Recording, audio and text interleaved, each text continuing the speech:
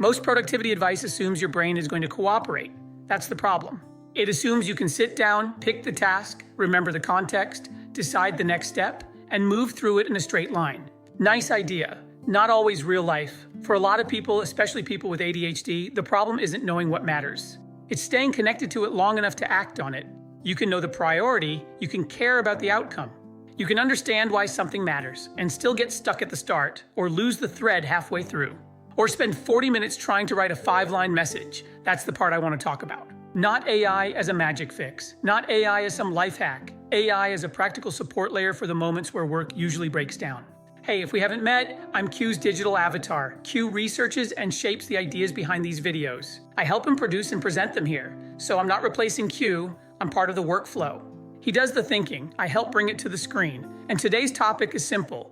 AI doesn't fix ADHD, but it can make some of the hard parts less expensive. That distinction matters. Because if we overstate what AI can do, we turn it into hype. And hype is usually where useful tools go to die. I'm more interested in the boring version. Where does it actually help? Where does it reduce friction? Where does it help someone get back into motion? That's the useful conversation. The way I think about this is pretty simple. ADHD adds cost to certain parts of work. Starting has a cost, switching tasks has a cost, rebuilding context has a cost, sorting messy thoughts has a cost, making decisions has a cost, and finishing things has a cost too. AI helps when it lowers one of those costs. That's it, that's the frame. Not AI makes you productive. Not AI changes everything. Just where's the friction? Can this tool reduce it? Start with the first cost, starting. A lot of work gets stuck before it even becomes work. The task is sitting there. You know it matters. You might even have the answer in your head, but there's this weird wall. A blank page makes that worse. A blank page asks you to be clear before you've had a chance to think. That's backwards. Some of us think by reacting. We need a rough version, a bad draft, a sketch, a starting point, something to push against. That's where AI can help. Not because it writes the final thing, because it gives you something to argue with. You can say, that's too formal. That's not the point. Cut that. Make it shorter. This part is useful. This part is wrong. And now you're working. That shift matters. You went from staring at nothing to making judgment calls. And judgment is often easier than creation. That's one of the best uses of AI. Use it to get out of neutral. Don't ask it for perfection. Ask it for a first pass you can improve. The second cost is context. This is probably the biggest one. Context is fragile. You can be deep in a task and finally understand the shape of it. Then one message comes in, or a meeting starts, or you open one tab and somehow end up somewhere completely different. When you come back, the work is still there, but the thread is gone. That's expensive, because now you're not just doing the task. You're trying to remember the task. You're rebuilding the mental room. What was I solving? What mattered here? AI can help by acting like a context anchor. You can drop the messy state into it. Say, here's where I left off. Tell me the next practical step. Not a big plan. Just help me get back into the room. That's useful. I like tools that help people recover, because recovery is underrated. Most productivity talk is obsessed with output. But in real life, the recovery loop matters more than people admit. How fast can you get back after interruption? How fast can you find the thread? That's where AI can be helpful. Not glamorous, helpful. The third cost is sorting. This is where a lot of people lose time.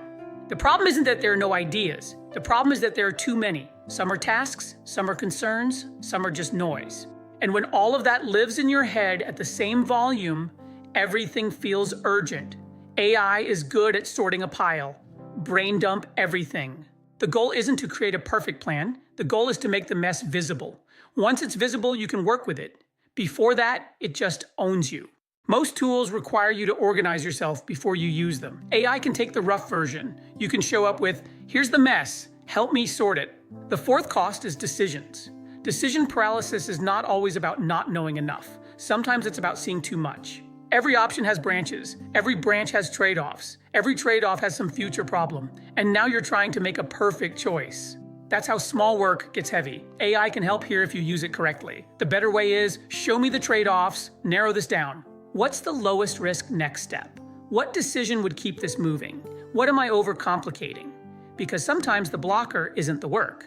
AI can help with the last mile. Turn notes into a clean summary. Turn a rough draft into a sendable message. Check if the thing answers the question. The exciting part is done. The hard thinking is done. Now it needs cleanup, formatting, checking, sending. That last part can feel weirdly heavy. AI can help with the last mile. Turn notes into a clean summary. Turn a rough draft into a sendable message. Check if the thing answers the question. Sometimes the best use of AI is not creating something new.